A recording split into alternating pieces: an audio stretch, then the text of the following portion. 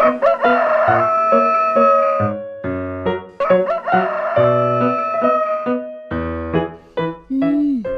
នឿយណាស់ទើបតែកើតអាល្អិតនេះមិនទាន់បានប្រមាណផងត្រូវចេញទៅធ្វើស្រែទៀតហើយ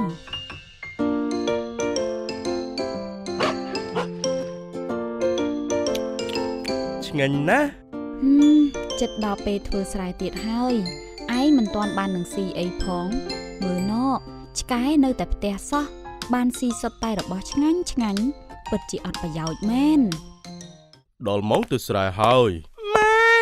ម៉ែអើយកូននៅផ្ទះចុះម៉ែប្រញាប់ទៅធ្វើការហើយឆាប់បានត្រឡប់មកវិញ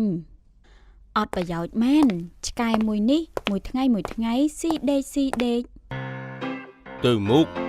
ឈប់ទៅមុខទៅ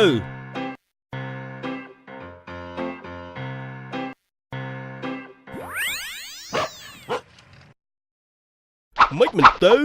ឈរនៅនឹងធ្វើអីទៅឯងធ្វើការហត់ចង់ងាប់គេវាយផងជេរផងមិនដូចជាឆ្កែនោះសោះគិតតែពីលេងដូចជាមិនយុត្តិធម៌សម្រាប់ខ្ញុំតតែសោះមេកិនតែក្តៅទៅហើយតោះរកត្រឡប់ទៅផ្ទះវិញ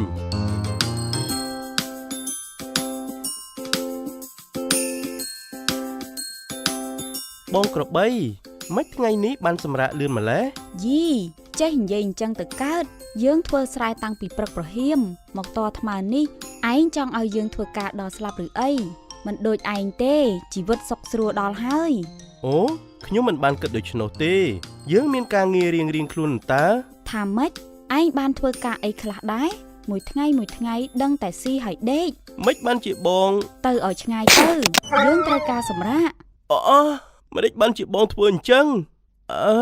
ជើងរបស់ខ្ញុំវាសមហើយឆ្កែអត់ប្រយោជន៍យើងត្រូវការដេកអានឹងទៅធ្វើស្រែបន្តទៀតនៅរសៀលនេះម៉ែមកវិញហើយកូននឹកម៉ែណាស់ឬបាទម៉ែ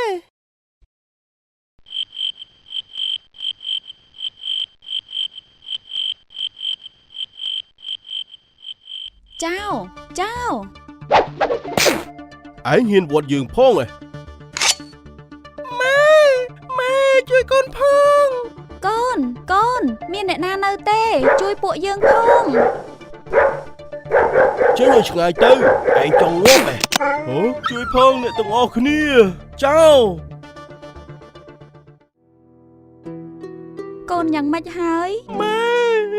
កូនខ្លាចណាស់តែយ៉ាងណាអរគុណពូឆ្កែណា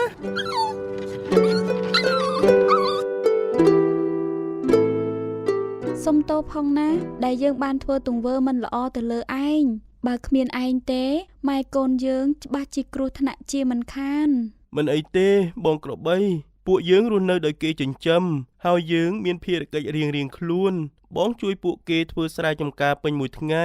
ហើយបងបានសម្រាកពេលព្រលប់ចំណែកខ្ញុំលេងពេញមួយថ្ងៃតែយប់ឡើងត្រូវយាមផ្ទះឲ្យគេ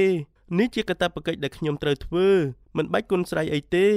ខ្ញុំពិតជាអាត្មានិយមណាស់ដែលមើលឃើញតែខ្លួនឯងយ៉ាងណាមិញយើងមានការងារនិងកាតព្វកិច្ចរៀងខ្លួនឲ្យខ្ញុំសុំទោសដែលប្រមាថឯងម្ដងទៀតផងមិនអីទេយើងជាគ្រួសារតែមួយយើងត្រូវតែការពារនិងថែរក្សាគ្នាទៅវិញទៅមក